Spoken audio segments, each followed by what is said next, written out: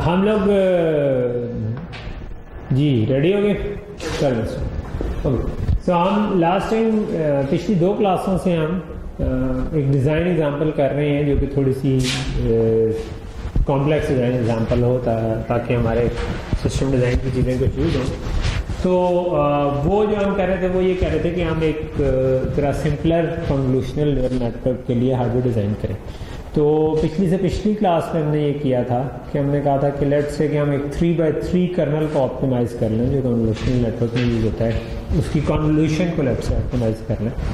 तो वो हमने एक छोटा सा पाइपलाइन डिज़ाइन बनाया था कि 3x3 का मतलब है कि हमें 9 मल्टीप्लिकेशन पैरेलल में चाहिए और उसके बाद हमें उनके रिजल्ट्स को ऐड करना है। तो वो हम 2-3 स्टेजेस में ऐड कर सकते हैं तो हमारा काम हो जाएगा। लेकिन उसके साथ फिर दूसरा प्रॉब्लम ये पैदा हुआ कि लेट्स से कि ये कन्वोल्यूशन कर सकता है 9 बाय जो पैरेलल में इनपुट ले सकता है 9 बाय जो भी लेट्स से 16 बिट की, और ये आपके पास है जिसको आपने कन्वॉल्व करना है, ये जिससे कन्वॉल्व करना है यानी कि कर्नल एंड इनपुट पिक्सेल्स, और ये आउटपुट में आपके पास कन्वोल्यूशन की आउटपुट लेट्स से 16 बिट की निकाल देता है। तो अभी हमने क्यू फॉर्मेट्स को बहुत वो केयरफुली नहीं सोचा और कुछ नहीं किया। तो एक चीज़ जो हमने फिर पिछली क्लास में देखी कि हमारे वेट्स बहुत सारे हैं जो कि हमें ट्रांसफ़र करने हैं, ठीक है। तो अभी तक हम ना वो प्रॉब्लम कि वो ग्रास्प नहीं बना पाए कि हम उसको सॉल्व कर सकें या उसको तोड़ सकें पूरी तरह। हमने ये कहा कि यार एक छोटा सा कन्वोल्यूशन इंजन तो बन जाएगा जो कन्वॉल्व कर ले, लेकिन उसको इनपुट देना जो होगा वो किसी जगह से लेट्स से ये किसी एक बी रैम से आ रही है और ये किसी दूसरी बी रैम से आ रही है, तो उस पर हम अभी काम कर रहे थे कि इनपुट इन बी रैम्स में कैसे आएगी, ठीक है, जो इम्पोर्टेंट चीज़ है। So we need some mechanism जो कि बी रैम पे रख सके, तो उसके लिए हमने सोचना शुरू किया हुआ था। तो हम लास्ट टाइम जो आखिर में शायद सोच रहे थे वो ये था कि जब हम एक कर्नल को एक इमेज के ऊपर से गुजारेंगे तो क्योंकि उसने इसके ऊपर ओवरलैपिंग कर्नल्स होते हैं नॉर्मली, तो जब ये इसके ऊपर गुजरेगा तो बेसिकली हमें पूरी 9 नई वैल्यूज़ नहीं चाहिए बल्कि 3 नई वैल्यूज़ चाहिए। सो बजाय हमने शुरू में किया था कि 9 बाय 16 की ब्लॉक रैम वाइड बना दें ताकि पैरेलल में उठा सकें, बट ब्लॉक रैम को की जो विड्थ थी वो हमने कहा था कि 32 बिट तक की तो होती हैं, लेकिन उससे ज़्यादा होंगी तो मल्टीपल ब्लॉक रैम्स यूज़ होंगी। सो अगर हम किसी तरह वो विड्थ को कम करके भी काम चला सकें तो वो बेहतर होगा। ऑब्वियसली वो ज़्यादा होने की वजह से एक सेकेंड इफेक्ट ये पड़ता है कि जब आपका सिस्टम में बहुत ज़्यादा पैरेलल लाइंस जा रही हों तो राउटिंग मुश्किल हो जाती है। जो हम प्लेस एंड राउट वो हो रहा होता था ना उस पर, जिसकी वजह से वो ज़्यादा सिंथेसिस टाइम ले रहा था, तो कई दफ़ा वो राउट नहीं कर पाता कि भाई इतने ज़्यादा पैरेलल में वायर्स हैं कि उसको FPGA के ऊपर पाथ देते देते मुश्किलात का सामना होता है। तो वो इवेंचुअली कहता है कि भाई ये डिज़ाइन जो है ना ये इस स्पीड पे नहीं जा सकता, तो फिर हमें स्पीड कम करनी पड़ती है, या वो कहता है कि राउटेबल ही नहीं है। बहुत एक्सट्रीम केसेस में जनरली राउटेबल ज़्यादातर डिज़ाइंस होते हैं लेकिन स्लो हो जाते हैं, इवेंचुअली लंबे राउट से जाना पड़ता है, आपका क्रिटिकल पाथ लंबा हो जाता है अगर आपको ब्लॉक को स्लो करना हो। तो अगर हम अननेसेसरी पैरेललिज्म को निकाल सकेंगे, यानी कि अगर हमें 9 बाय 16 के बजाय कोई ऐसा तरीका मिल जाए कि हमें कम विड्थ उठानी पड़े ब्लॉक रैम से, तो वो हमें फ़ायदा देगी। कल को हम ऐसे मल्टीपल इंजन्स लगा सकेंगे शायद और उनको पैरेलल में डाटा दे सकेंगे। तो उसके लिए हमने सोचना शुरू किया था कि अगर मैं देखूं तो ये 3 नई वैल्यूज़ ऐड हुई हैं। अगर 3x3 का कर्नल था ये, तो ठीक है, तो अगर ये 3x3 का था तो जब हम एक मैंने ज़रा ख़राब बना दिया, सो ये कॉर्नर से हम लेफ्ट से स्टार्ट हुए, ठीक है। इट्स नॉट इवन नेसेसरी हम कॉर्नर से स्टार्ट हो, हम जस्ट नॉर्मली क्योंकि लूप हमने इधर से लगा था, हम सोच रहे हैं हम कहीं और से भी स्टार्ट हो सकते हैं। इट्स अप टू अस कि हम किस तरह से इसको ट्रेवर्स करें। लेकिन इवेंचुअली जो कन्वोल्यूशन है उसमें जब मैं इसके साथ साइड पे मूव होऊंगा तो ये नई वैल्यूज़ 3 आ गई होंगी, उसके साथ जब मैं एक और राइट पे मूव होऊंगा तो ये नई वैल्यूज़ 3 आ चुकी होंगी। अनलेस करते करते जब हम आखिर में जाएंगे तो ये वैल्यूज आ चुकी है। इसके बाद अब हम अगर फुल मूव करके इधर चले जाएं तो सारा नया डाटा चाहिए 9 तो हमें या तो अगर हम 3 वैल्यूज नहीं उठा रहे थे तो एक तरीका ये है कि हम 2 साइकिल का रेस्ट करेंगे, अच्छा यार डाटा लोड हो रहा है, ठीक है। या अगर हम इधर से नीचे चले जाएं एक, तो ये अगेन 3 नई वैल्यूज आ रही हैं, ठीक है। तो हम अगर इसको इस तरह से ट्रेवर्स करते जाएं, ठीक है, तो ये होगा कि हर दफ़ा ट्रेवर्स करने वाला एक एक करके एंड में पहुंचे तो एक नीचे चले जाए, फिर इस तरफ जाना शुरू हो जाए, फिर एंड में पहुंचे एक नीचे। तो इट इज़ पॉसिबल कि हमें हर दफ़ा 3 नई वैल्यूज चाहिए, पहली जो चीज़ हमें नज़र आ रही है, ठीक है। तो ये हमने एक पैटर्न सोचा था कि यार ये हो सकता है, तो इससे क्या कोई फ़ायदा होगा या नहीं, ये बात की बात है, लेकिन हमें एक पैटर्न नज़र आ रहा है कि इस तरह से। अब असल क्वेश्चन है कि फिर मैं क्या करूं, अगर मैंने ये काम ही करना है तो इसमें कर्नल के वेट्स तो 9 ही हमें चाहिए, वो तो सेम रहते हैं एक कर्नल के ऊपर, ठीक है। तो ये इमेज की पिक्सल्स चेंज हो रही हैं, ठीक है। सो इमेज की जो पिक्सल्स आ रही हैं वो किधर से आएंगी, इनमें से अब एक कर्नल है और एक इमेज है, ठीक है। सो कर्नल को हम पैरेलल में रख सकते हैं कि यार हमारे पास 9/16 इवन ब्लॉक रैम के बजाय हम उसको रेजिस भी बना सकते हैं, क्योंकि 9/16 आई थिंक इतने ज़्यादा नहीं होंगे कि 16 बिट के 9 रजिस्टर ही है ना इनके, ठीक है। तो अगर मैं 3/3 का बना रहा हूँ तो मैं I can actually replace it with, तो मेरे पास ऐसे 9 रजिस्टर्स हैं जो कि लेट्स से कि हम EXI बस से इनके ऊपर वैल्यूज लिखवा सकते हैं, ठीक है। और ये चेंज तब होने हैं जब ये पूरे के पूरा काम हो जाए, तो इधर हमें शायद उतनी फास्ट चीज़ की ज़रूरत नहीं है। Even what we can do is कि हम इधर इसको 9/16 बनाने के बजाय, मतलब 16 × 9 के बजाय 16 × 18 कर, ठीक है। तो 9 रजिस्टर आपके एक हो, 9 रजिस्टर अलग हो, और आप इनमें से चूज कर सकें कौन से 9 आगे जाने हैं। उससे ही हम कर सकते हैं कि जितनी देर में पहला कर्नल चल रहा है उतनी देर में दूसरा कर्नल आप लोड कर लें इसके अंदर पैरेलल में, क्योंकि ये कर्नल तो हार्डवेयर में चलना है, तो आप दूसरा कर्नल लोड कर लें, और वो जो कर्नल लोड किया वो आपके पास अगली दफ़ा जब आपने इसे स्विच करना होगा तो आप बस स्विच कर लें, आपको वो टाइम ना लगे। बट मुझे लगता है कि इधर फ़िलहाल शायद उतना ज़्यादा फ़ायदा नहीं है, क्योंकि ये पूरे एक इटरेशन चलने के बाद एक दफ़ा काम हो रहा है, ठीक है। और उसके लिए क्या ये हार्डवेयर की ज़रूरत है एक्स्ट्रा डालने की या नहीं, मैं अभी इस पर क्लियर नहीं हूँ, बट ये हमारे पास एक ऑप्शन ज़रूर है, ठीक है। लेकिन जो ज़्यादा इम्पॉर्टेंट चीज़ ये है कि इमेज के पिक्सल्स चेंज होने, ठीक है। सो इमेज के पिक्सल्स के लिए हम ये कर सकते हैं कि we need some mechanism in between, कि जो आगे 9/16 निकाल रहा हो बट पीछे से उसको इमेज के पिक्सल्स आप इस तरह से फीड इन कर सकें कि वो हर दफ़ा ठीक ठीक वैल्यूज़ आती जाए, ठीक है। सो हम ये वाला ट्रेवर्सल कर सकें मे बी, ठीक है।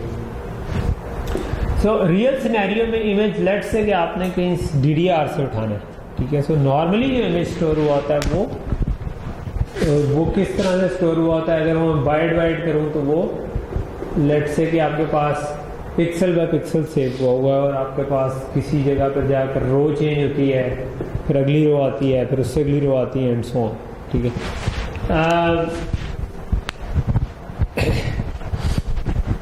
तो जो आपका डाटा वहां से यहाँ पर मूव करना है, तो उसके लिए हमें कोई प्रॉबेबली DMA चाहिए होगा, ठीक है। चाहे ये VRAM हो या ना हो, लेकिन हमें दरमियान में कोई DMA चाहिए होगा जो कि क्या काम करेगा, जिसकी एक एंड पे DDR होगी, यहाँ से वो उठाएगा और किसी जगह पर लिखवा देगा जहाँ से हम इसको पढ़ सकें, जो विच can B A D RAM. ठीक है, अच्छा DDR में लेट से हमारे पास वो इमेज है। अच्छा, अब इधर हमारे पास दो चीज़ें आ जाती हैं। एक ये आ जाता है कि अब ये हमारा कन्वोल्यूशन चलनी है लेयर बाय लेयर। एक तो ओरिजिनल इमेज था, वो तो उसका सोर्स था, कैमरे से आ रहा था या किसी और सोर्स से हमने कहीं रैम में लिखवाया था। एक है कि जब मैं उसके ऊपर ये कन्वोल्यूशन कंप्यूट करूँगा तो उससे एक और इमेज जनरेट होगा जो पहली कन्वोल्यूशन लेयर की आउटपुट थी। वो हो सकता है DDR से ना आ रहा हो, वो अब हमारी ऑप्शन है कि हम उसको किधर लेकर दें। ठीक है, क्या हम इस आउटपुट को वापस रैम में लिखवा दें और फिर उधर से पढ़ें और फिर अगली कन्वोल्यूशन करें, फिर वापस लिखवा दें और फिर पढ़ें, ये तो बड़ा स्लो हो जाएगा। ठीक है, यानी कि हमने जो एक्सेलरेट करने का काम करना था उसमें अगर DDR की इतनी आइटरेशंस आई तो DDR is relatively slower interface, जहाँ पर आपको कुछ साइकिल्स लग जाते हैं DDR से सिंगल रीड करने में और हम पूरा का पूरा रीड करने में कहने में, DM में कोई टाइम लेगा उनको ट्रांसफ़र करने में। ठीक है, तो एक चीज़ तो हमारे पास ये आ जाती है, क्या हमें जो इसकी आउटपुट्स आ रही है इनको किधर लेके जाना चाहिए। ठीक है, should it be some another storage जिसके अंदर मैं लिख पाऊँ। ठीक है, maybe another block RAM, ठीक है, जिसके अंदर मैं लिखवा लूँ और फिर जब मैंने अगली स्टेज करनी होगी तो ये इसकी इनपुट बन जाए कन्वोल्यूशन की और उस पर चलते जाए। ठीक है, कुछ आउटपुट रैम चाहिए और कुछ हमें इनपुट रैम चाहिए, और which can be same RAM as well, लेकिन हमें किसी तरह आउटपुट्स और इनपुट्स को किसी जगह पर स्टोर करवाना। ठीक है, और इट्स बेटर कि हम उसको FPGA के फैब्रिक पे करवाएं ना DDR पे करें। ठीक है, समझ आ रहा है ना कि प्रॉब्लम क्या है। ठीक है, सेकेंडली ऑब्वियसली एक और प्रॉब्लम ये है कि even if there is a DMA, who is going to program the DMA। ठीक है, सो क्या ये वाला सिस्टम खुद DMA को अगली कॉल दे सकता है, या जो हमारा प्रोसेसिंग सिस्टम था जो कि जिसमें हमने लास्ट टाइम देखा था कि हमें ये लूप के अंदर मतलब 4 लेवल की नेस्टेड लूप शायद लग रहा होगा एक कर्नल को चलाने के लिए, तो और अगर वो भी 3D है तो 5 लेवल का चल रहा होगा, तो क्या वो जो कोड चल रहा था उसमें अब हम बजाय वो कन्वोल्यूशन करने के अब हम ये करेंगे कि वहाँ पर रुक जाएं और वहाँ से हम कुछ DMA कॉल करके इसको कह दें, तो क्या ये सारे का सारा काम हार्डवेयर खुद कर ले, या हार्डवेयर जो है वो उसको ऊपर से कहते हैं DMA की कॉल जो है वो प्रोसेसिंग सिस्टम ही कर रहा हो। ठीक है, कि वो हर स्टेज पे डाटा को ट्रांसफ़र करके देता हो और उसके बाद वो आगे चलता हो। ठीक है, कि वो जब एक स्टेज डन हुई है तो उसको बता दे कि हाँ भी मैं डन हो गई। ठीक है, तो वो फिर आकर चले। तो अब ये आपको अंदाजा हो रहा होगा कि डिज़ाइन चॉइसेस काफ़ी बढ़ जाती हैं जब आप थोड़े से कॉम्प्लेक्स सिस्टम पर आते हैं। वहाँ पर अगर आपको अपनी कॉमन सेंस से कुछ डिज़ाइन चॉइसेस देनी हो, जब चीज़ें थोड़ी सी कॉम्प्लेक्स होती हैं ना, तो ऑब्वियसली इट्स ये किस चीज़ पे कितना टाइम लग रहा होगा ये उतना स्ट्रेट फॉरवर्ड नहीं रहता। ठीक है, हो सकता है आप डिज़ाइन एक आइटरेशन करें तो आपका सिस्टम 100 मेगाहर्ट्ज़ पे सिंथेसाइज हो जाए, लेकिन आप कुछ चीज़ें ऐड करें तो सिस्टम 100 मेगाहर्ट्ज़ पे सिंथेसाइज ही ना हो, वो आपको 75 मेगाहर्ट्ज़ पे लाना पड़े, तो आपके सारे टाइमिंग के नंबर्स चेंज होना शुरू हो जाएंगे। तो पहले जो जिस चीज़ पर टाइम ले रहा था वो बदल जाएगी पिक्चर। ठीक है, DMA कितना टाइम ले रहा है ट्रांसफ़र में वो चेंज हो जाएगा, जितना टाइम आप प्रोसेसिंग में ले रहे थे वो चेंज हो जाएगा। ठीक है, तो नॉर्मली ऐसी जगहों पर फिर हम जो इंजीनियर काम करते हैं ना, वो ये करते हैं कि वो अपने पास फिर एक्सेल शीट्स मेंटेन रखते हैं कि यार इस वाला जो सिंथेसिस था उसके ऊपर जब मैंने चलाया तो मुझे ये टाइमिंग आ रही थी। ठीक है, क्योंकि आप एनालिटिकली निकालना मुश्किल है कि आप देख के सिर्फ निकाल सकें, तो आप कहते हैं कि मैं एक्चुअल में मेजर कर लूँगा टाइम। तो एक्चुअल में टाइम मेजरमेंट के हमने एग्जांपल्स की हुई है जिनके ऊपर ना, और हार्डवेयर के अंदर भी आपने टाइम मेजर करना हो तो you can have a counter, और उस काउंटर की वैल्यू आप स्टार्ट रन पे पढ़ लें तो you can know from the difference you know कि कितना टाइम लग रहा है। लेकिन नॉर्मली हम सॉफ्टवेयर में ही इम्प्लीमेंट करते हैं, हार्डवेयर में आपको पता होता है कि इतनी पाइपलाइन स्टेजेस हैं तो इतना टाइम इस पर लग रहा है। तो नॉर्मली फिर हम ना एक्सेल शीट के अंदर मेंटेन कर लेते हैं कि यार इतना टाइम इस ब्लॉक पे लग रहा है, और फिर हम अगर कोई एट्रेशंस चेंज हो तो उसके बाद हम डिज़ाइन एट्रेशन के बाद अगर वो टाइम्स चेंज होते हैं तो हम नए टाइम कैलकुलेट करते हैं और देखते हैं कि वो टाइम पहले से कितना इम्प्रूव हुआ या कहीं ख़राब तो नहीं हो गया। ठीक है, अगर ख़राब हुआ तो हम पिछले पे वापस चले जाते हैं, अगर इम्प्रूव हुआ है तो फिर हम देखते हैं कि मज़ीद इम्प्रूवमेंट कहाँ पर है, फिर हम उसको निचोड़ सकते हैं जितना भी के डिज़ाइन। तो उसमें ऑब्वियसली जो इस केस में ज़्यादा इन चीज़ों का टाइम आएगा कि डीएमए को प्रोग्राम करने का भी इवन एक ओवरहेड है। तो मैंने डीएमए को प्रोग्राम करना हो तो मुझे लिखवाना पड़ेगा कि सोर्स एड्रेस ये है, डेस्टिनेशन एड्रेस ये है, इतना काउंट है, ट्रांसफ़र करो। ठीक है, सो अगर तो जो पीछे से स्टैंडर्ड हमारे पास इमेज आ रहा था मैं उसी को ट्रांसफ़र करता हूँ।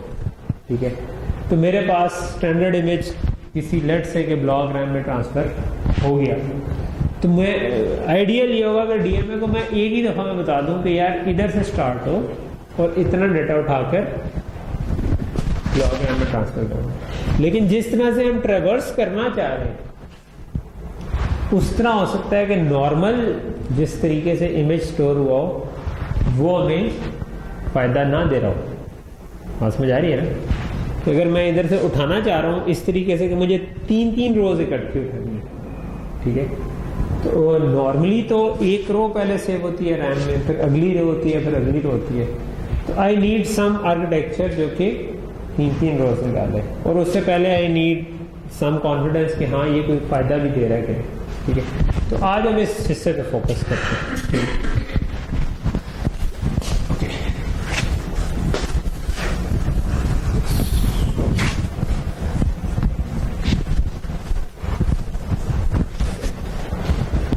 So let's say कि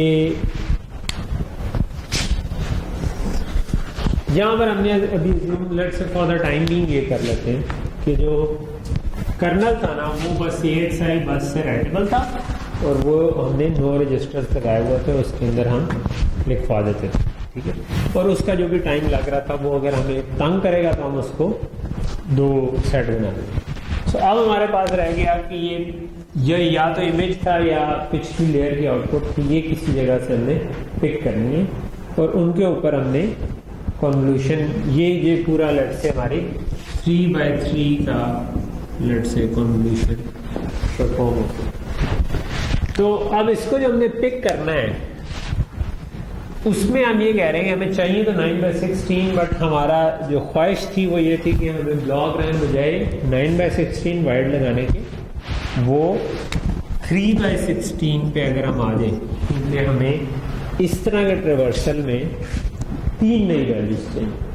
ठीक है, तो इसका क्या मतलब हुआ? इसका मतलब है कि मैं 16 बिट वाइड 3 बी रैम्स लगा सकता हूँ। ठीक है, और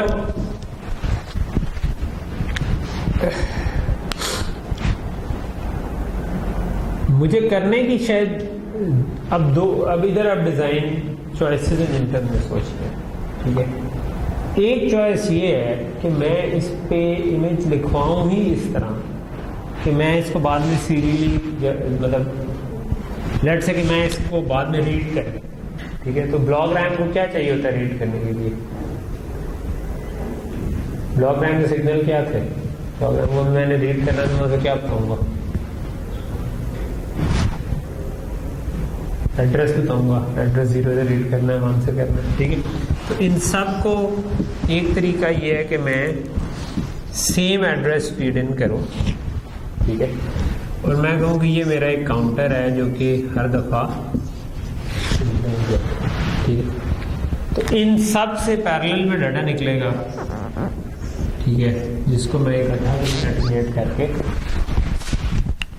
16 में अच्छा 9x16 अभी भी नहीं बनेगा। ठीक है, ये आपके पास 3x16 है, तो मैं दरमियान में कोई एक्स्ट्रा लॉजिक डालूँ जो कि ये काम कर लिया करे कि जो पीछे से 9 वैल्यूज उसके पास पहले से अवेलेबल थी उनमें से 3 को डिस्कार्ड कर दे और नई 3 को उठा ले, ठीक है, और वो ठीक ठीक उठा ले किसी तरह, ठीक है, वो सही उठाती रहे।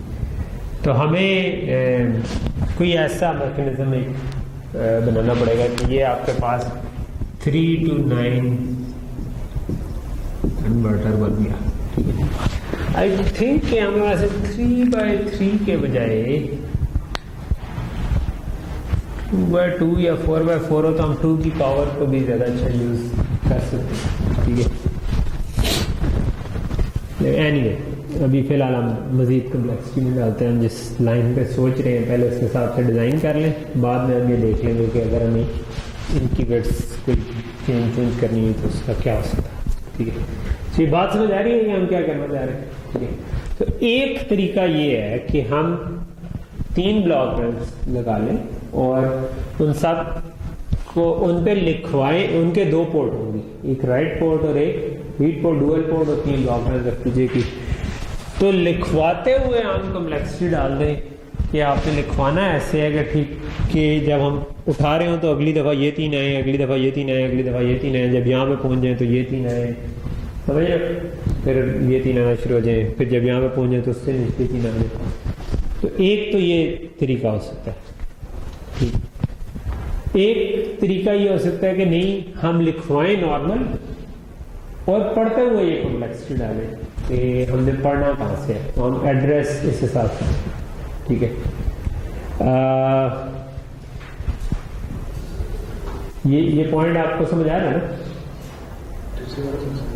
मैं कह रहा हूँ कि एक डिज़ाइन ये है कि इसके अंदर ये वाला जो एक पूरा इमेज का जिससे अंदर होता था, ये इमेज भी मैंने आपको बताया 2 जगहों से आ सकता है, या तो ये इसी की पिछली आउटकम थी या ये ओरिजिनल इमेज था, ठीक है। सो अब हमारे पास 2 चीज़ें, एक ये है कि हम चाहते ये हैं कि हर दफ़ा ये लेट्स से ये 3/3 था तो इससे अगली दफ़ा ये 3 उठे, उससे अगली दफ़ा ये 3 उठे, एंड सो ऑन, जब यहाँ पे पहुँचेंगे तो निचले 3 उठे, ठीक है। एक तरीका ये है कि मैं उनको लिखवाऊँ इस तरह कि पहले जो भी 9/9 इमेज था, 3/3 इमेज था, उसके बाद ये जो 3 पिक्सल्स आ रही हैं, ठीक है, 1, 2 और 3, जो अगली 3 है वो इसके ऊपर पड़ी हो, उससे अगले में उससे अगली 3 पिक्सल्स पड़ी हो, उससे अगले में उससे अगली 3 पिक्सल पड़ी हो, तो मैं एड्रेस उन एड्रेसेस पर इसको लिखवा दूँ जिस जगह पर जो यानी हो जो मुझे नेक्स्ट चाहिए वो नेक्स्ट एड्रेस पे पड़ा हो, ना कि मुझे वो इसमें से ढूंढना पड़े कि वो किस जगह पर पड़ा है, ठीक है। तो एक ये तरीका है। तो उसमें जो कॉम्प्लेक्सिटी है वो लिखवाने वाले की जिम्मेदारी बन जाएगी कि भाई जब तुमने लिखवाना है तो तुमने इस तरह से लिखवाना है कि चीज़ें ठीक ठीक जगह पर चली। दूसरा डिजाइन ऑल्टरनेटिव ये है कि जिसने पढ़ना है इसी की जिम्मेदारी हो, जो लिखवाने वाला हो वो कहे कि भाई ये इमेज पड़ा है आपके सामने, ठीक है, एक रो करके मेरे पास पड़ी, ठीक है। तो वो एक रो लिखवाएगा, वो कहेगा पहली पिक्सल इधर, दूसरी पिक्सल इधर, तीसरी पिक्सल इधर, चौथी पिक्सल इधर, 5वीं पिक्सल इधर, छठी पिक्सल इधर, 7वीं इधर, ठीक है। ये उससे सारी लिखवा, ठीक। अब ये हमारी जिम्मेदारी बन गई कि जो रीड करने वाली जिम्मेदारी रीड वाले, तो ये 2 अल्टरनेटिव बनते हैं कि क्या ये जिम्मेदारी हम राइट साइड पे डाल दें या रीड साइड पे डाल।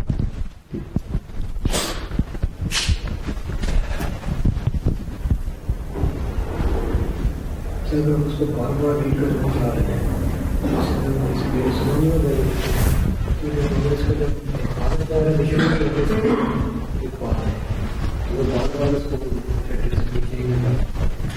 नहीं हमें रीड तो करना है ना। देखो हम जो कर रहे हैं वो हम 3/3 कन्वोल्यूशन को फास्ट कर रहे हैं। हम पूरी कन्वोल्यूशन एक वक्त में नहीं निकाल रहे एक साइकिल में, क्योंकि वो बहुत ज़्यादा कम्पिटिशन बन जाएंगे। तो एक कन्वोल्यूशन जो है वो निकालना, छोटी कन्वोल्यूशन, क्योंकि हम छोटे बोर्ड को टारगेट कर रहे हैं। हमने कहा था कि यार डिज़ाइन ऐसा हो जो कि ज़ेबू के ऊपर भी चल जाए, ठीक है। तो अगर बड़ा FPGA होता फिर हम ये कर सकते थे कि हम पैरेलल में ज़्यादा चीज़ें उठा लें, ठीक है, और वो भी हो सकता था, लेकिन हम चाह ये रहे हैं कि हमारा डिज़ाइन ऐसा हो कि कल को हमने उसको पैरेलल में चलाना हो। ख्वाहिश हमारी है, बट अलॉन्ग द वे वो ख्वाहिश पूरी होती है कि नहीं, ये गलत बात है, ठीक है, कि हम ज़्यादा भी उठा सकें। तो यहाँ तक बात समझ आ रही है कि क्या किया जाए, क्या ख्याल है, क्या हमें क्या किसका फायदा किसको है, यानी कि अगर हम राइट करने वाली लॉजिक पे डाल दें जिम्मेदारी या रीड वाली पे, उससे किसको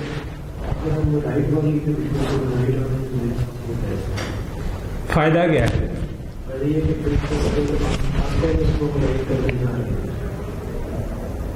राइट भी हमने राइट की लॉजिक भी बनानी है, वो भी बनानी हम नहीं है। एक फायदा तो ये है ना कि यार वो किसी और ने बनानी है, तो मैं क्या दूंगा उसको कि रीड में इस तरह कर लो। हाँ, वही हम दोबारा रीड करना चाहते हैं,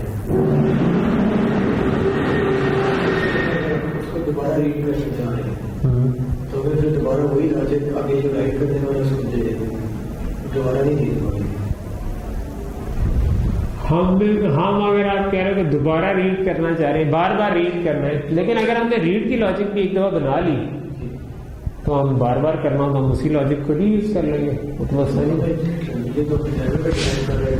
अच्छा, एक जो फर्क है ना, एक जो चीज शायद मेरे ख्याल में इफेक्ट हो, वो ये है कि अगर राइट करने वाले पे जिम्मेदारी डाली, तो अगर तो राइट करने वाला डीएमए है, जिस तरह हम सोच रहे थे इनिशियल इमेज को मूव करना, तो अगर डीएमए को हमने ऐसा कहा कि भाई तुमने इस तरह से लिखवाना है, तो वो डीएमए खुद तो नहीं लिखवा सकेगा, उसके लिए सीपीयू को उसको प्रोग्राम करना पड़ेगा इस तरीके से कि वो एक एक करके ट्रांसफर कर सके।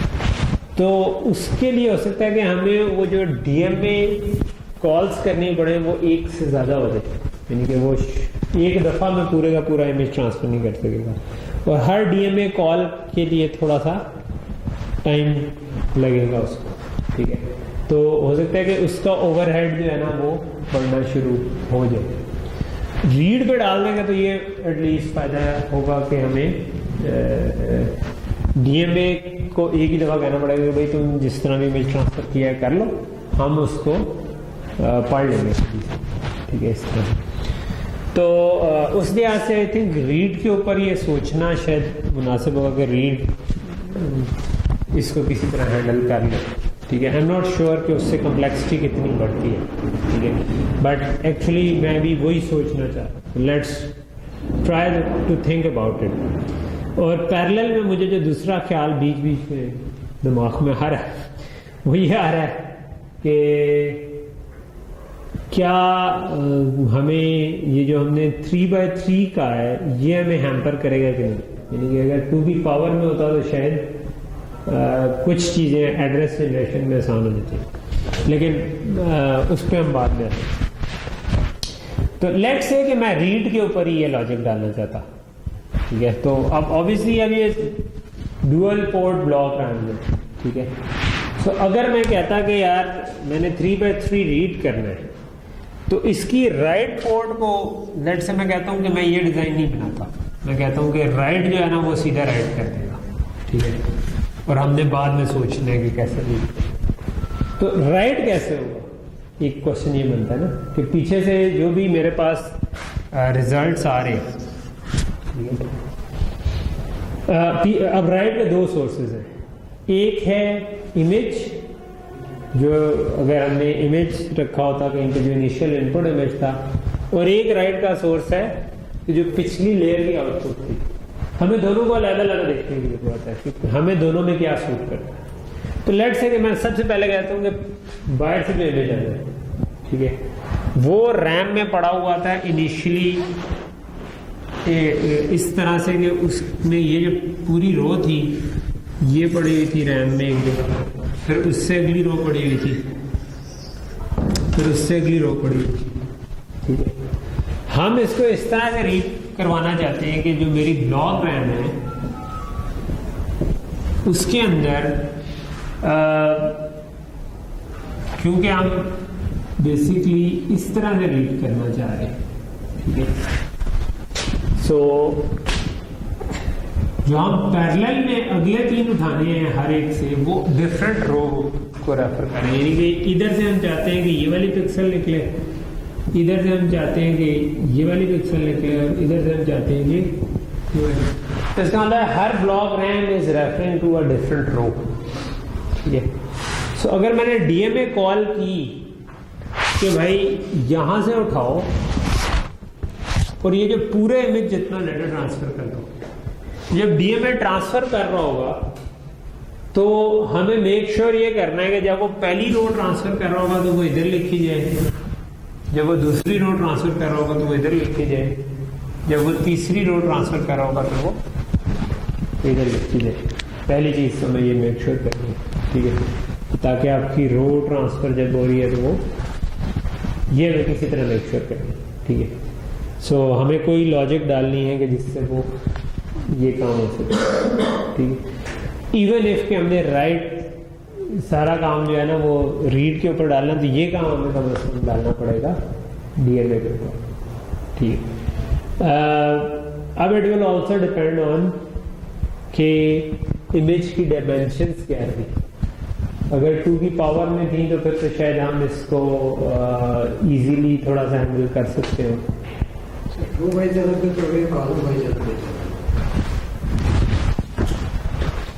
उससे तो फर्क नहीं पड़ता। अगर हम कॉलम वाइज इस तरह ट्रेवर्स कर लें तो वो भी वही चीज़ ही होगी, सिर्फ हम उसको देख दूसरी तरह नहीं, वरना प्रैक्टिकली कोई फर्क नहीं है, ठीक है। तो अभी क्योंकि हम रो वाइज ही देख रहे थे तो उसी तरह देखते रहते हैं, वरना कोई ऐसे मैं ये लेट से कि एक एक रो हम इसमें लिखवा भी दें। तो अगर हमने पूरा इमेज लिखवाना था तो एंड ऑफ इमेज पे जब हम पहली रो खत्म हो जाएगी, ठीक है, चलो शायद मैं करना दूसरा चाह रहा था, लेकिन अब मुझे लग रहा है कि अगर हम राइट साइड पर आकर इस कॉम्प्लेक्सिटी को हैंडल करने की कोशिश करें तो हम डीएमए के आगे शायद थोड़ी सी लॉजिक डाल सकते हैं जो कि ये काम कर ले। तो वो क्या हो सकती है वो भी देख सकते हैं। हम चाहते हैं कि यार ये यहाँ तक 3 रोज पूरी हो जानी थी। उसके बाद अगर हम लेट से कि हम रीड साइड सिंपल रखना चाहते हैं तो राइट साइड करना चाहते हैं, हालांकि मैं शुरू उल्टा हुआ था कि मैं राइट साइड को सिंपल रख के रीड करना चाहता। अगर हम सिंपल ही रखना चाहते हैं तो इसके बाद क्या होना चाहिए था, क्योंकि हमें कुछ ना कुछ कॉम्प्लेक्सिटी डालनी पड़ी है, क्योंकि हमें अलग-अलग रोज लिखवानी पड़ी। इसके बाद क्या ये होना चाहिए कि अगली रो ये वाली उठ के पहले इसमें आ जाए, यानी अगली 3 रोज हैं वो इसके अंदर नीचे लिखी जाए, या कुछ और होना चाहिए? डेटा किस तरह फ्लो कर रहा है हमें ये समझने की जरूरत है। हाँ?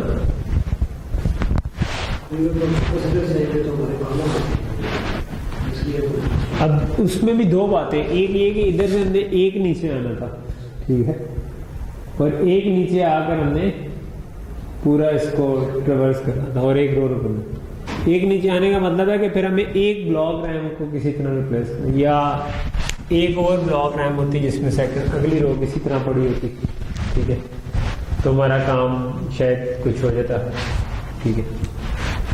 और अगर एक और ब्लॉक रैम थी तो मे भी हमें कोई ऊपर मैकेनिज्म चाहिए होगा कि अब ये पहली रो बन गई है, दूसरी बन गई है, तीसरी बन गई, तो वो मैकेनिज्म क्या होना चाहिए?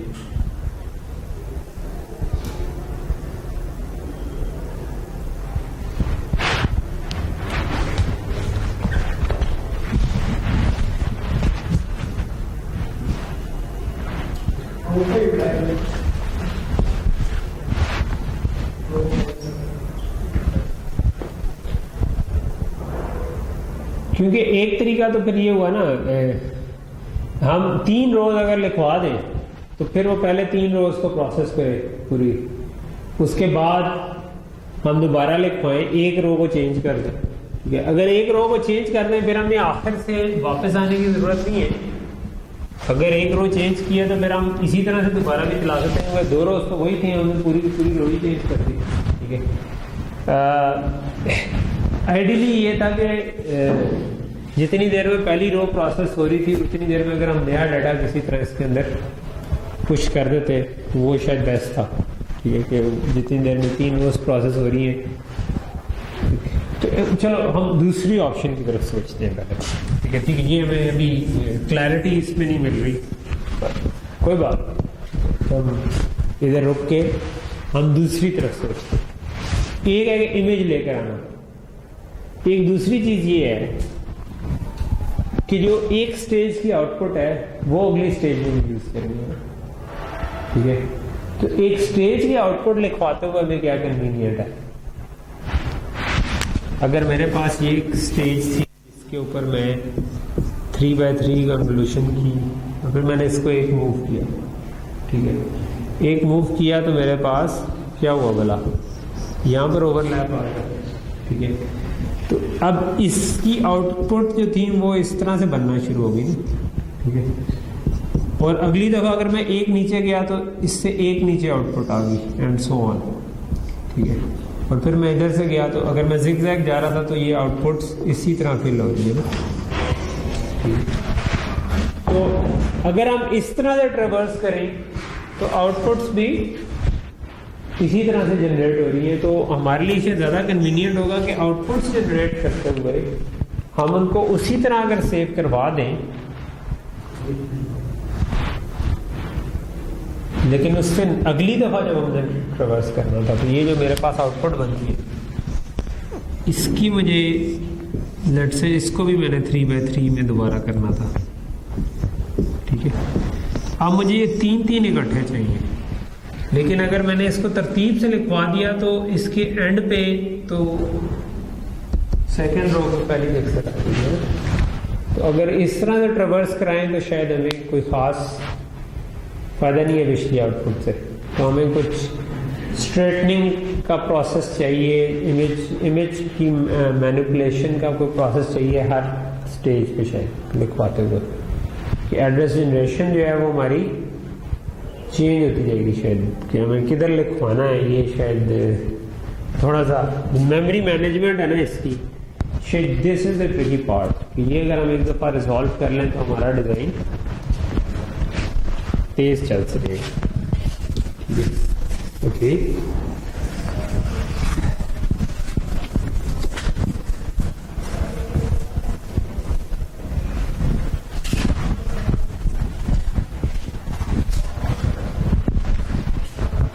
Okay, back to square one वापस आते हैं, ठीक है।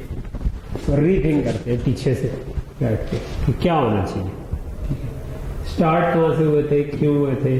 स्टार्ट इस वजह से हुए थे कि हम 9/16 हमने कहा था पैरेलल में उठाना एक इशू होगा। दूसरा ये कि हमने इसी तरह से डाटा उस पर लिखवाना भी है, तो हमने कहा था कि चलो हम किसी तरह 3-3 का ओवरलैप उठा लें, ठीक है। लेकिन 3-3 के ओवरलैप के ऊपर भी हमें कुछ ना कुछ मसले नजर आ रहे।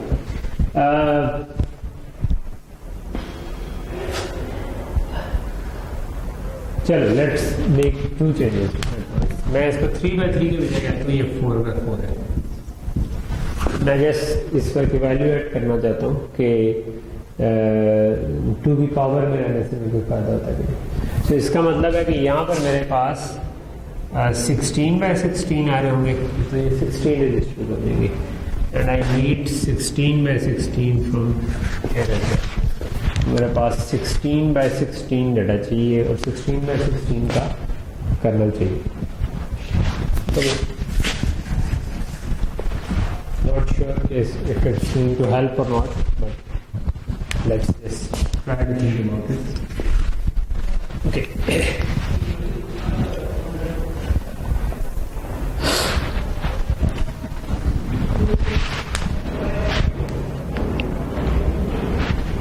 अच्छा, अब अगर मैं इसको देखूं तो लेट्स से कि अभी हम जस्ट ओरिजिनल इमेज के हिसाब से चलते हैं। एक इमेज आ रहा था और लेट्स से कि वो ग्रे स्केल था, RGB भी नहीं था, मैं सिर्फ कन्वोल्यूशन करती, बहुत सिंप्लीफाइड केस। और ये इमेज था, ये कहीं पे रैम में था जिस पे हमने 4x4 की कन्वोल्यूशन करनी, ठीक है। बाद में उसको 3x3 पर ले जाएंगे अगर हमें लगा कि ज़रूरत है। ये मैंने 4x4 की अगर कॉन्वोल्यूशन करनी थी और मजीद सिंपलिसिटी के लिए ये अज्यूम करते हैं कि इमेज के जो कॉलम्स हैं लेट्स से भी ये भी 2 की पावर में, ठीक है, और रोज भी 2 की पावर में, ठीक है. It's very big assumption but I don't think it's very safe, क्योंकि 1080p अगर होगा तो वो क्या होता है 1080 बाय 1920 बाय 1080 है ना, ये बनता है ना. तो इसका मतलब है कि हमें इससे क्लोजेस्ट 2 की पावर में जाना पड़ेगा या हमें इसमें से कुछ ना कुछ चीजें साइड से काटनी पड़ेगी. अच्छा चलो, but let's just assume the simplest case, ठीक है. और मेरा ख्याल है कि सिंपलेस्ट केस में के बाद ये होगा कि हो सकता है कि कुछ चीज़ें जो हमने अज्यूम की हों उधर हमें कहीं पे कंपैरेटिव लगाना पड़े बजाय इसके कि हम डिफ़ॉल्ट डिज़ाइन लें.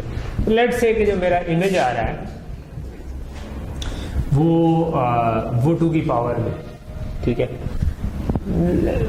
लेट्स से कि ये 32 बाय 32 है जो हमने उस केस में देखा था जो सिंपल साइड कॉन्वोल्यूशनल नेटवर्क था. तो 32 बाय 32 2 की पावर में है, कोई मसला नहीं है, ठीक है. सो 32 बाय 32 अगर आ रहा है मेरे पास इमेज ओरिजिनल, तो इसका मतलब है कि रैम में वो पड़ा हुआ था कि भाई रो 1 रो 2 और ये रो 32 की थी, फिर 32 की एक और रो थी एंड सो ऑन करते करते ये 0 1 2 अप टू 31 तक जा रहे हैं, ठीक है. अच्छा, now what we want is कि हम इसको किसी तरह रैम से पढ़ के इसको सप्लाई करें. जो ओरिजिनल प्रॉब्लम था, इवन मैं कहता हूँ कि अभी हमें ये भी नहीं पता कि हमने क्या ब्लॉक रैम लगानी चाहिए नहीं, बट हम चाहते ये हैं कि हम इसको रैम से कम इटरेशंस में लेकर आए इंटरमीडिएट स्टोरेज पे, और उधर से इसको इस तरह से सप्लाई करेंगे हमारे पास कम से कम साइकिल्स जाए, ठीक है. तो ये काम हम अगर अच्छे तरीके किसी तरह कर लेते हैं आज की क्लास में, जो भी नेक्स्ट क्लास है, तो इसका मतलब है कि हमारा कहीं ना कहीं पे डिजाइन नॉट श्योर क्लासों में कंप्लीट होगा, but let's try it out. Use करना सेम रहना तो वो इशू नहीं. तो अगर बिल्कुल सिंपलेस्ट ये करूँ कि मैं ये 32 बाय 32 को एक ही बी रैम में ले लूँ, ठीक है. तो एक ही बी रैम है जिसमें ये 32 बाय 32 का इमेज स्टोर हुआ, ठीक है. सो अब इसका मतलब है एक एक रो में उठा सकता हूँ. तो अगर मैंने उससे चलानी होती चीज़ें तो मुझे ये 16 बाय 16 पहले किसी तरह फिल करने की ज़रूरत थी, यानी कि मुझे किसी तरह पहली पिक्सल उठाऊँ, पहली 4 पिक्सल इधर से उठाऊँ, फिर 4 पिक्सल अगले से उठाऊँ, फिर 4 पिक्सल अगले से उठाऊँ, फिर 4 अगले से, तो 16 हो जाएंगे, ठीक है. यानी first row, second row, third row और फोर्थ रो से 4 पिक्सल उठाऊँ तो वो मेरा काम हो जाएगा. लेकिन अगर मैं इमेज को इस तरह से लिखवा दूँ कि मेरे पास ये चारों पैरेलल में आ सके तो मेरा काम आसान हो जाएगा, ठीक है. सो उसको पैरेलल में लाने के लिए अब मुझे पहले मैं जो 3 ब्लॉक रैम बना रहा था उसके बजाय मुझे 4 ब्लॉक रैम चाहिए होंगे, ठीक है.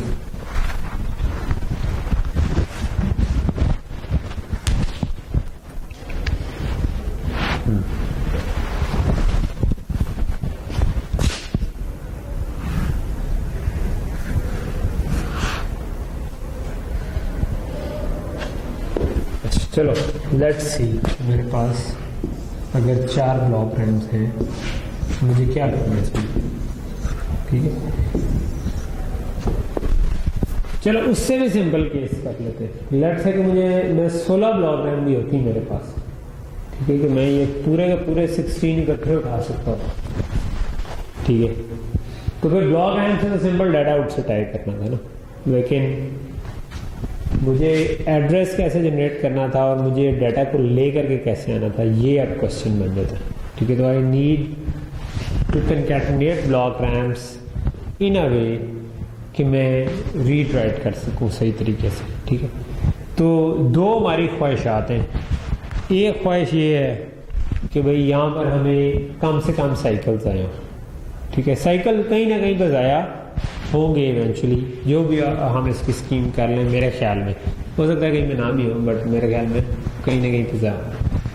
दूसरा हम ये चाहते हैं कि जब हमने इधर से इधर डीएमए करना है तो उसमें हमें कम से कम कॉल्स पड़े, यानी कि आइडियली एक ही डीएमए कॉल पे अगर ये पूरे का पूरा ट्रांसफ़र हो जाए और उसके बाद हर साइकिल में 16-16 उठते जाएं, this is the best case scenario for us. कि इसका मतलब है कि हमें कुछ नहीं करना, ठीक है। तो लेकिन मसला ये है कि मैं अगर सिंगल डीएमए कॉल करूँ तो मैं कहूँगी ये डाटा ट्रांसफ़र करो, तो वो डाटा आना शुरू हो जाएगा, ठीक है।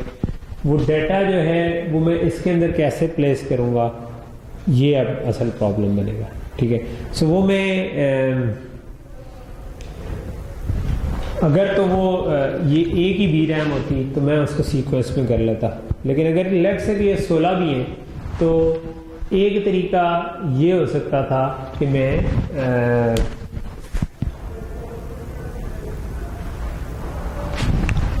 अगर इस 32x32 को देखूं तो मेरे पास 16 बी रैम्स हैं। इसका मतलब है कि एक बी रैम में बेसिकली 2 रोज आ सकती हैं, ठीक है। सो अगर 2 रोज आ सकती हैं पूरी की पूरी, सो आई नीड, मैं कहता हूँ कि अगर 64 बिट बी रैम हो, सो ऐसी 16 हो, ठीक है। बिल्कुल आइडियल केस अभी चल रहे हैं, उससे हम आगे सिंप्लीफाई करने की कोशिश करेंगे। तो पहली रो अगर मैं इसमें लिखवा दूँ, ठीक है, क्योंकि दूसरी रो मुझे पैरेलल में बाद में चाहिए है, ठीक है, तो वो मैं इसके नीचे लिखवाने के बजाय इधर लिखवा दूँ। तो 0 नंबर वाली रो इधर गई, 1 वाली इधर गई, 2 वाली इधर गई, 3 वाली इधर गई, अप टू 15 वाली इधर गई, और लेट से कि मैं 16 वाली इधर लिखवाता हूँ, 17 वाली इधर लिखवाता हूँ, क्योंकि मुझे पैरेलल में 17-16 ज़्यादा नहीं चाहिए, ठीक है। अप टू 31 इधर आ गया, ठीक है। तो इसका मतलब है कि मैं पैरेलल में 16 वैल्यूज पढ़ सकता हूँ। तो ये एक तरीका है, उससे ये हो जाएगा कि हाँ पहली 16 उठाकर इसके अंदर लिखवा दी, अगली 16 जो है वो हाफ से नीचे लिखवा, एक तरीका ये है। सर उससे ये होगा, ये काम करना हार्डवेयर में इतना मुश्किल नहीं है कि अगर मैं डीएमए से जो आ रहा था, what I need to do is कि अगर ये 2 की पावर में एड्रेसेस चल रहे थे तो मुझे ये देखना है कि यार जब भी आपके पास एक रो 32 की थी, जब भी 5वीं बिट से आगे जो नंबर आ रहा है उसकी बेस पे सिलेक्ट कर लो कि किस वाली रैम पे लिखवाना है।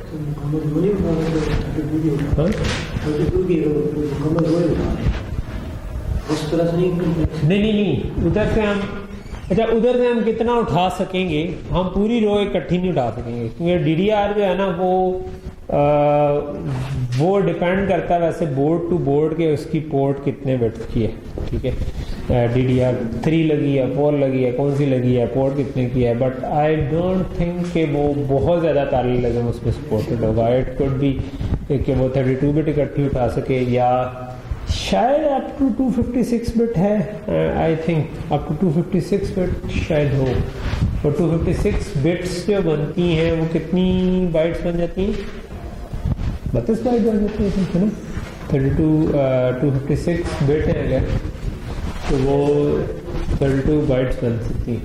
सो यानी कि आप स्टिल आपको 2 रीड करने पड़ेंगे इसके ऊपर, ठीक है। सो तो वो आप अगर करें, लेट्स से मैं कहता हूँ 256 बिट पैरेलल में रीड करें, ठीक है, तो इसका मतलब है कि आप 32 बाइट्स है ना वो, तो वो लेकिन वो 32 की पूरी रो नहीं है, ठीक है। वो आपको किसी तरह 32, खैर वो एक रो होगी, वो मैं हेल्प नहीं करेगा एक्चुअली इस केस में। अगर मैं एक रो को उसको मैं पैरेलल में इस पर लिखवा सकता हूँ, ठीक है। यानी कि मैं ये कर सकता हूँ कि 16 बिट इधर लगी, 16 इधर लगी, 16 इधर लिख दी, और ऐसी 16 बाइट्स हो जाएंगी, ठीक है। तो 16 रैम है तो हाँ ये हो सकता है। फिर 256 बिट्स हों तो ये 16 बिट के वर्ड बन जाएंगे। तो मैंने इकट्ठा पढ़ा, इस 16 के 16 वर्ड्स आए, तो ये सारे के सारे 16 जो थे ना, तो मैं मे भी शायद इट माइट बी बेटर कि मैं जो उठा रहा हूँ, अगर मैं रो वाइज उठा रहा हूँ तो मैं इनको ट्रेवर्स कॉलम वाइज कर लूँ, ताकि क्योंकि वो तो मेरे हाथ में ही है ना कि ट्रेवर्स कैसे करना है। ठीक है, तो वो 16 के 16 इस जगह पर पैरेलल एक दफ़ा में लिखे गए। अगले साइकिल में 16 के 16 अगले साइकिल अगले पे लिखे गए, फिर 16 के 16 लिखे गए एंड सो ऑन। ये पूरी की पूरी मेरे पास आ गई। लेकिन इसका फायदा हमें ट्रावर्सल में ऐसा नहीं हो रहा कि ये ब्लॉक ब्रांच मेरे साथ पैरेलल में भी हो, तो मुझे किसी तरह इसको रीड करना है इन दी मैनर कि मैं, क्योंकि ये तो आपको 16 पैरेलल रोज दे रहा है ना, या कॉलम्स जिस तरह से हम समझे, but it's not giving you this thing कि आपके पास 16 इकट्ठे आ रहे हैं। ठीक है, तो ये जो इकट्ठे वाले 16 हैं उसके लिए आपको एक रो की और एक कॉलम की 4-4 चीजें चाहिए। ठीक है, तो वो तो इवन इफ मैं लिखवा भी लूँ तो मैं उसको रीड नहीं कर सकूंगा इस तरह।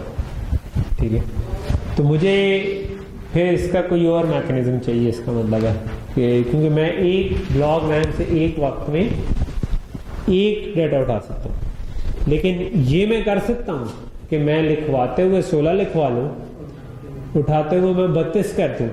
ठीक है, क्योंकि आपको 32 बिट तो वो करता है, तो एक के बजाय 2 उठा लूँ, बट आई नीड प्रॉब्ली 4। ठीक है, सो 4 का मतलब है कि वो काम हम कर सकते हैं 2 ब्लॉक रैम्स को जोड़ के। ठीक है, कि अगर अगर 2 ब्लॉक रैम्स मेरे पास हों और उनको मैं पैरेलल में लिखवा दूँ, यानी बन सकती है पीछे से 2 ब्लॉक रैम यूज हो रही होंगी, जिसमें मैं लिखवाते हुए 16 लिखवाऊं लेकिन पढ़ते हुए वो 32 हो जाए।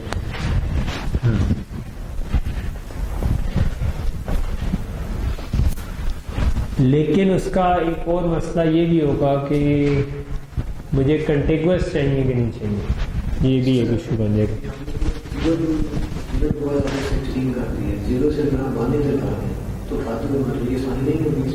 नहीं, ये एक वक्त में एक ही उठेगा, ये एक वक्त में एक ही उठेगा। मैं ये कह रहा हूं कि आप इसको लिखवाएं इस तरह से कि आपके पास पीछे से लेट से कि आपके DDR से जो इंटरफेस है उससे 256 बिट का डेटा आ रहा है, तो वो 16 इकट्ठे आ रहे हैं, वो 16 हमने लिखवाए।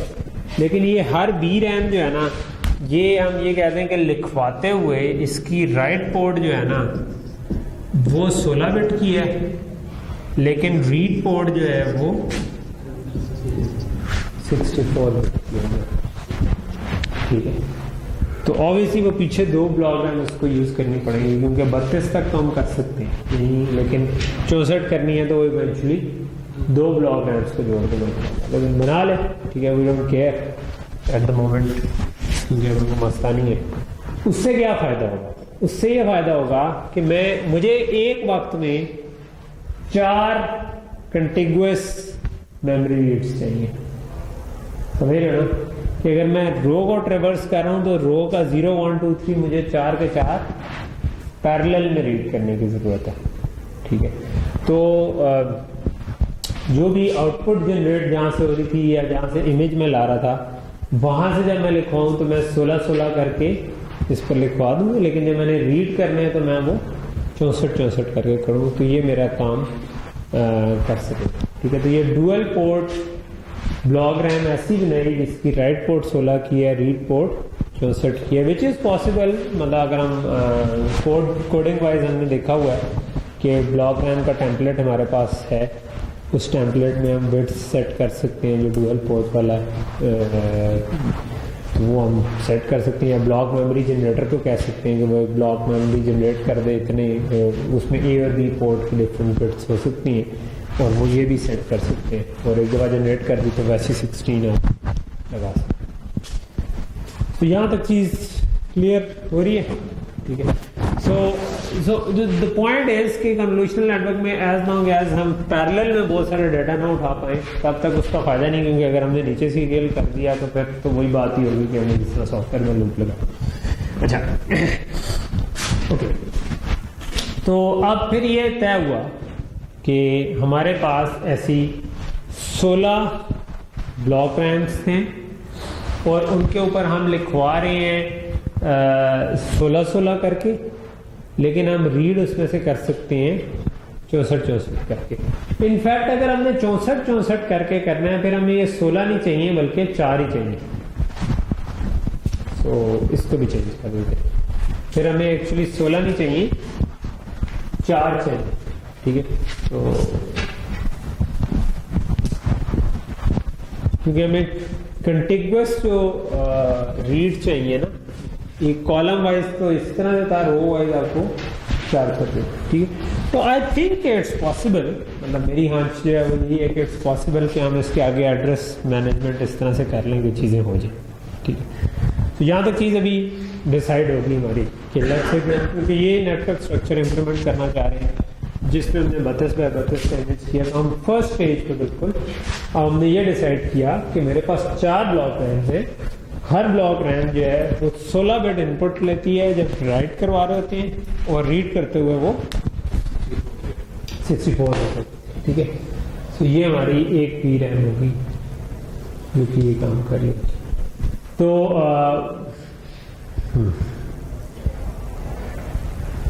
सिर्फ इसमें एक मसला है, वो मैं भी देखता हूँ, ठीक है। तो मेरे पास 2 पोर्ट है, तो ये एड्रेस राइट इनेबल डी इन और फिर इसी तरह मेरे पास जो दूसरी पोर्ट है उसको मैं कहता हूँ कि वो मेरी रीड पोर्ट है, ठीक है, जिस पे एड्रेस आ रहा है और डी आउट आ रहा है, ठीक है। तो ये बेसिकली मैंने दूसरी पोर्ट को सिर्फ एड्रेस लिखा है, बाकी नहीं लिखा है, बाकी 0 से टाइड है टू मेक इट सिंपल, ठीक है। ये वाली जो पोर्ट है इसका data out is 63 down to 0 और इसका data in is 15 down to 0, ठीक है यार। सो इसका मतलब है कि मैं जब ब्लॉक रैम से रीड कर रहा था, सॉरी DDR से रीड कर रहा था, तो मैंने जब पहली रो पकड़ी तो पहली रो की 4 पिक्सल आई, फिर अगली 4 आई, फिर अगली, मतलब अब वो मैंने जो पहले बनाया था उससे फर्क हो जाएगा, यानी कि जो 4 ब्लॉक रैम है इसका मतलब है कि फर्स्ट रीड किया तो फर्स्ट रो अगर आ रही थी तो उसकी पहली 4 पिक्सल्स आई, फिर अगली 4 भी इधर ही आई, फिर अगली 4 भी इधर ही आई, ठीक है। लेकिन जो 7 वाली ब्लॉक रैम थी उसमें दूसरी रो की पहली 4 आई, ठीक है। तो विल स्विच, तो कब स्विच करेंगे, यानी कि अगर मैं इसको रीड करने जा रहा हूँ, ठीक है, तो मुझे एड्रेस कैसे जनरेट करना है इसका, हाँ मुझे देखना पड़ेगा कि अब ये 32 है ना, तो 32 है तो इसका मतलब है दिस इज 8 into 4, ठीक है। तो 4 रैम्स लगी हुई है, ठीक है। सो मुझे लेट से कि मैं 4-4 करके रीड कर रहा हूँ, ठीक है। नहीं, हमने 256 कहा था, 256 पे ये नहीं चलेगा, यानी हमें इसको कम करना पड़ेगा शायद, क्योंकि हम अगर 4 पैरेलल में ब्लॉक रैम्स हैं तो हाँ नहीं चल जाएगा। हम इसकी जो राइट पोर्ट है उसको भी बढ़ाते हैं, ठीक है। Let's make it 64 bit as well, ये तो अच्छी बात होगी, सिंप्लीफाई होगा। सो हमने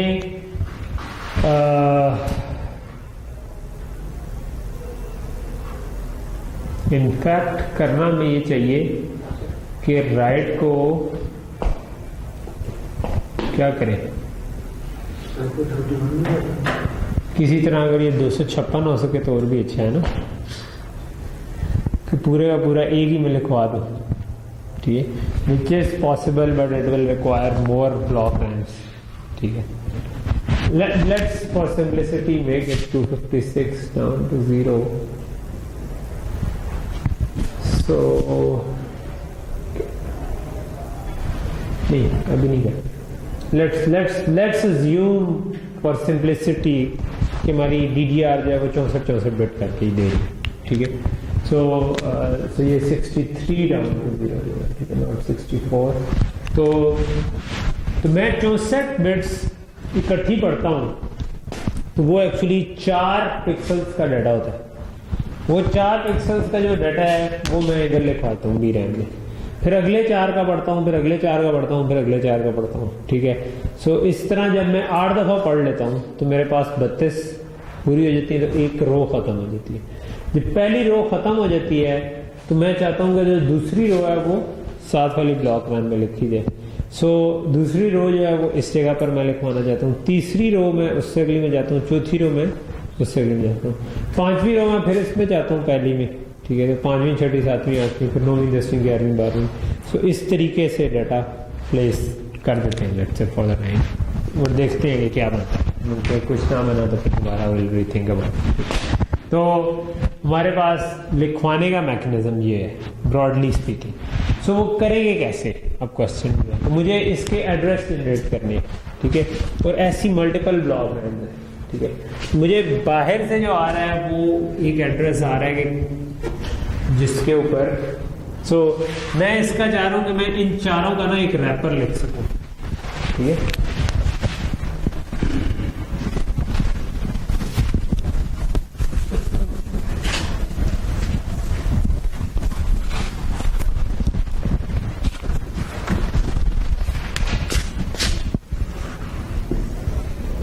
मैं ये चाहता हूं कि मैं एक डब्बा बना सकूं जिसके अंदर ये 4 इस तरह की भी रैम, ठीक है। एक ही रो में बनाना चाह रहा हूँ ताकि ये 4 बिलियंस है, ठीक है। तो सबसे पहले राइट वाली साइड के बाहर से जो आ रहा था ना वो तो इसी तरह से एड्रेस आ रहा था कि हाँ भाई पहला एड्रेस, दूसरा एड्रेस, तीसरा एड्रेस, पहला जो है वो पहली 4 को प्रेफर कर रहा होगा। सो बाहर से कोई एड्रेस आ रहा था और बाहर से जो डाटा आ रहा था ना वो 63 डाउन टू 0 था। सो मेरे पास हर ब्लॉक रैम पे अभी हम राइट पोर्ट पे इसका एड्रेस भी जनरेट करना है, इसका एड्रेस भी जनरेट करना है, इसका राइट इनेबल भी जनरेट करना है, इसका भी जनरेट करना है, इसका भी जनरेट करना है और इसका भी जनरेट। तो मैं बाहर से जो एड्रेस आ रहा था मैं चाहता ये हूँ कि जब वो पहली 4 बाइट से पहली 4 ये जो 63 डाउन टू 0 आ रहा है ये 4 पिक्सल्स है, पहली 4 भी इस पे लिखवाई जाए, उससे अगली 4 भी, उससे अगली 4 भी, उससे अगली 4 भी, ठीक है। एंड अप टू 8 टाइम्स 0, ठीक है। जब वो 8 क्रॉस करे 9 पे आए तो 9, 10, 11, 12 इस पे लिखवा दें, ठीक है। फिर 13, 14, 15, 16 इस पे लिखवा दें, ठीक है, एंड सो ऑन। उसकी वजह क्या है कि 0 से 8 तक जो आ रहे होंगे ना वो पहली रो, ठीक है। 0 से 8 तक पहली रो की, क्योंकि 32 टोटल लोकेशन आ रही है ना, तो 0 से 8 तक जो है, क्योंकि 4 हम एक वक्त में उठा रहे हैं, तो 0 से 8 तक 32।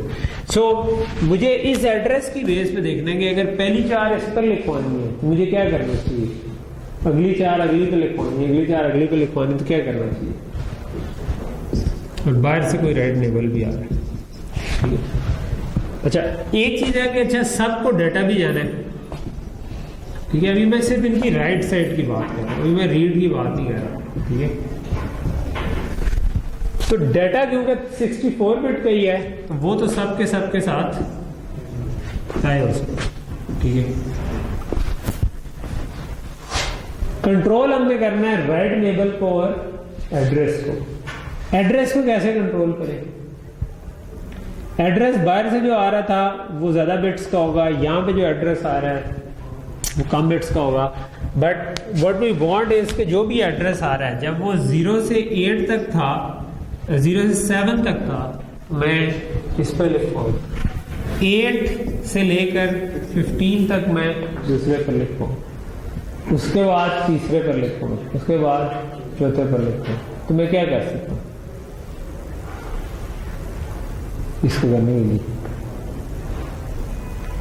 फिर से मुझे जो आपका एड्रेस आ रहा है ना 0 से 8 तक 7 तक का मतलब है पहली 3 बिट्स में इंफॉर्मेशन है, वो 0 से 7 तक आता है।